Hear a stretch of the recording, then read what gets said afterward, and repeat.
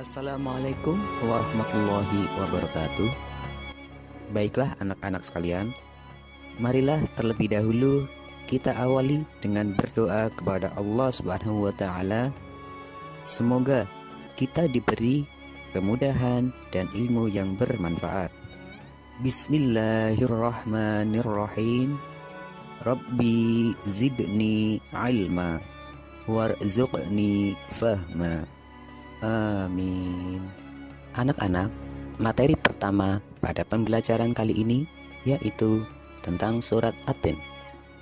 Mari kita belajar bersama tentang surat At-Tin. Al-Quran merupakan pedoman hidup bagi umat Islam. Dengan Al-Quran, hidup kita akan terarah dan berada di jalan yang benar. Selain mengarahkan hidup kita ke jalan yang benar, Al-Quran juga memiliki banyak keutamaan jika kita membacanya. Membaca Al-Quran termasuk ibadah yang paling utama yang memiliki berbagai keutamaan. Kemukjizatan Al-Quran terletak pada janji Allah Subhanahu wa taala yang akan menjendirinya sendiri, memelihara dan menjaganya. Sebagaimana firman-Nya, sesungguhnya Kamilah yang menurunkan Al-Quran dan sesungguhnya pula Kami yang memeliharanya. Quran Surat Al-Hijr ayat 9. Siapa saja membaca Al-Quran, mempelajarinya dan mengamalkannya, maka dipakaikan kepada kedua orang tuanya pada hari kiamat mahkota dari cahaya dan sinarnya bagaikan sinar matahari, dan akan dikenakan pada kedua orang tuanya dua perhiasan yang nilainya tidak tertandingi oleh dunia. Membaca Al-Quran dapat mendatangkan kebaikan dan kemuliaan yang tidak pernah dibayangkan oleh manusia sebelumnya. Bahkan juga terjadi pada hari kiamat dengan kemuliaan yang sangat besar. Selain itu, membaca Al-Quran juga dapat menenangkan pikiran dan serta cara agar hati tenang, dan dapat pula menjadikan rasa cinta terhadap Allah Subhanahu wa taala terhadap semua nabi menjadi lebih kuat, sesuai dengan firman Allah taala yang dinyatakan dengan jelas dalam surat Ar-Ra'd pada ayat 28. Tata cara membaca Al-Quran dimulai dengan isti'adhah dan basmalah. Kemudian cermati dengan baik Al-Quran Surat At-Tin berikut ini. Bagi yang sudah lancar membaca, langsung saja membaca dengan tartil. Tartil artinya membaca sesuai dengan kata, tanda, dan barisannya. Dibaca dengan tenang, tidak tergesa-gesa, serta memperhatikan ilmu tajwidnya. Anak-anak, marilah kita bersama-sama membaca surat At-Tin. A'udzu billahi minasy syaithanir rajim. Bismillahirrahmanirrahim. Wattini wazzaitun wa turi sinin wa hadzal baladil amin. Laqad khalaqnal insana fi ahsani taqwim. Thumma radadnahu asfala safilina illa alladhina amanu wa amilus salihati falahum ajrun ghairu mamnun. Fama yukadzibuka ba'du biddin. Alaisallahu bi ahkamil hakimin. Shadaqallahul azim. Yang artinya, aku berlindung kepada Allah dari godaan syaitan yang terkutuk, dengan menyebut nama Allah yang Maha Pengasih lagi Maha Penyayang. 1. Demi buah tin dan buah zaitun. 2. Dan demi gunung Sinai. 3. Dan demi negeri yang aman ini. 4. Sesungguhnya kami telah menciptakan manusia dalam bentuk yang sebaik-baiknya. 5. Kemudian kami mengembalikannya ke tingkat yang serendah-rendahnya. 6. kecuali orang-orang yang beriman dan mengerjakan amal soleh, maka baginya pahala yang tiada putus. 7.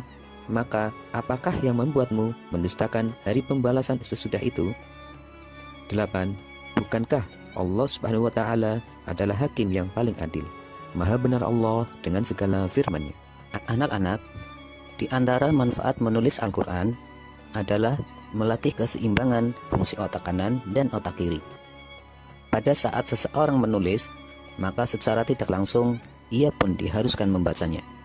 Jadi, dalam satu waktu ada dua kegiatan, melatih kemampuan membaca dan menulis. Jika membaca fokus pada identifikasi masalah, maka menulis fokus pada penyelesaian masalah. Sehingga tahapan kerangka berpikir secara sistematis seseorang lebih sempurna. Perhatikan tabel berikut. Di sini ada beberapa contoh huruf yang dapat bersambung hanya ke kanan. Contoh huruf yang bersambung ke kiri ataupun yang ke kanan. Silahkan kalian praktikkan di rumah menulis surat At-Tin dengan dibimbing oleh kedua orang tua kalian. Ada beberapa cara untuk menghafal Al-Quran. Di antaranya 1. Talqin atau tasmi'. Talqin berarti seorang ustadz membacakan Al-Quran untuk kemudian diikuti oleh para muridnya. Sedangkan tasmi' berarti seorang murid membaca Al-Quran untuk didengarkan oleh ustadznya. 2. Tikrar. Tikrar berarti mengulang-ulang bacaan hingga hafal. Caranya, baca ayat pertama hingga 10-20 kali hingga hafal. Lalu baca ayat kedua sebanyak 10-20 kali hingga hafal. Lalu baca ayat ketiga sebanyak 10-20 kali hingga hafal. Kembali baca ayat pertama, kedua, ketiga sebanyak 10-20 kali hingga hafal. Dan begitu seterusnya. 3. Murojaah. Murojaah sangat penting karena murojaah inilah yang akan meletakkan hafalan secara lebih kuat ke dalam benak kita. Setelah hafal, ulangi kembali bacaan tersebut. Inilah yang dimaksud dengan murojaah. Nama surat At-Tin diambil dari kata atin yang terdapat pada ayat pertama yang artinya buah tin. Surat At-Tin adalah surat ke-95 dalam Al-Quran yang berjumlah 8 ayat, diturunkan di kota Mekah sehingga termasuk golongan surat Makkiyah. Para ulama tafsir mengatakan bahwa yang dimaksud dengan surat At-Tin ialah tempat tinggal Nabi Nuh alaihissalam di Damaskus yang banyak ditumbuhi pohon tin. Sedangkan Zaitun ialah tempat tinggalnya Nabi Isa alaihissalam di Baitul Maqdis yang banyak ditumbuhi buah zaitun. Bukit Sinai ialah tempat Nabi Musa alaihissalam menerima wahyu dari Allah. Letaknya persis berada di luar tembok Yerusalem. Sedangkan kota Mekah yang aman ialah Makkah Al-Mukarramah. Kota ini sejak zaman Jahiliyah sampai sekarang tetap terjaga dan terpelihara kesuciannya. Selain itu, Makkah adalah tempat pertama kali Nabi Muhammad SAW menerima wahyu. Kandungan surat At-Tin. Ayat pertama, tin adalah buah yang enak dan lembut serta cepat dicerna. Ia menjadi obat yang banyak manfaatnya, memperhalus fisik, mengencerkan dahak, membersihkan ginjal, menghancurkan batu pada saluran air seni, menggemukkan badan, dan dapat melonggarkan rongga hati dan limpa. Zaitun adalah buah yang memiliki keistimewaan karena kandungan minyaknya yang berlimpah sehingga dapat dipergunakan di daerah yang kurang memiliki minyak. Ayat kedua, Gunung Sinai terletak di semenanjung Sinai, lintasan antara tanah Mesir ke Israel, Arab, dan Mesopotamia. Gunung setinggi 2285 meter ini juga dikenal dengan nama Jabal Musa atau Gunung Nabi Musa. Karena di tempat ini Nabi Musa menerima wahyu pertama dan diangkat menjadi seorang rasul. Pada malam Mi'raj Rasulullah SAW berhenti sebentar di tempat ini dan melaksanakan sholat sebagai penghormatan beliau pada kesucian tempat tersebut. Ayat ketiga, kota yang aman adalah kota Mekah sekarang. Kota ini disebut dengan kota yang aman karena siapapun yang memasukinya terjaga keamanan dan keselamatannya. Kota Mekah juga disebut sebagai Ummul Qura dan tanah yang aman. Kota ini banyak menyimpan sejarah sejak zaman Nabi Ibrahim alaihissalam. Ayat keempat, Allah menjadikan manusia dalam sebaik-baik bentuk. Proses kejadian manusia tidak sama dengan kejadian makhluk-makhluk lain. Manusia memiliki akal, jasmani, rohani, dan nafsu. Anggota tubuh manusia serasi dan seimbang sehingga tampak indah, cantik, dan memudahkan untuk melakukan kegiatan. Sedangkan hewan hanya memiliki jasmani dan nafsu saja. Manusia harus mampu menjaga keseimbangan yang dimilikinya itu supaya menjadi mulia. Apabila manusia mengutamakan nafsunya, maka ia turun derajatnya seperti hewan. Selain rohani, manusia dibekali dengan akal pikiran supaya dapat membedakan yang baik dan yang buruk. Ayat kelima, Allah mengingatkan manusia, sekalipun mereka sempurna, tetapi dapat turun menjadi hina karena pengetahuan, sikap, dan perilakunya telah keluar dari aturan yang telah ditetapkan oleh Allah melalui Rasul-Nya. Ayat ke-6, orang-orang yang tidak pernah hina adalah orang yang beriman dan melaksanakan amal soleh. Orang yang demikian itu akan selamat dari kehinaan dunia dan akhirat. Ayat ke-7, pada hari kiamat nanti ada hari pembalasan terhadap perbuatan manusia yang baik dan buruk. Manusia seharusnya tidak meragukan adanya hari pembalasan, karena Allah sudah menunjukkan bukti-bukti Allah memberikan akal kepada manusia untuk berpikir tentang ciptaannya dan hati untuk merasakan iman. Pertanyaan Allah itu untuk mengingatkan adanya hari kiamat agar manusia tidak lupa dan lalai sehingga terjerumus dalam dosa dan kehinaan. Ayat ke-8, Allah Subhanahu wa Ta'ala adalah yang Maha Mengetahui, sebagus-bagus pencipta dan pengatur segala urusan. Allah yang memberi keputusan atas segala persoalan. Tiada perbuatan walau sekecil atom pun yang dapat terlepas dari pengadilannya. Pengadilan Allah adalah sebaik-baik pembuat keputusan.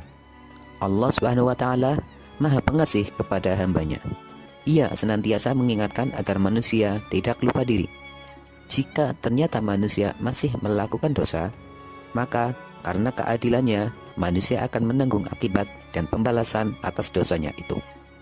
Allah Subhanahu wa Ta'ala juga telah menyiapkan kenikmatan bagi orang-orang yang menjalankan syariat. Anak-anak, mungkin hanya ini yang dapat Pak Guru sampaikan. Apabila ada yang belum jelas, silahkan tulis di kolom komentar. Insya Allah akan saya jawab secepatnya. Wassalamualaikum warahmatullahi wabarakatuh.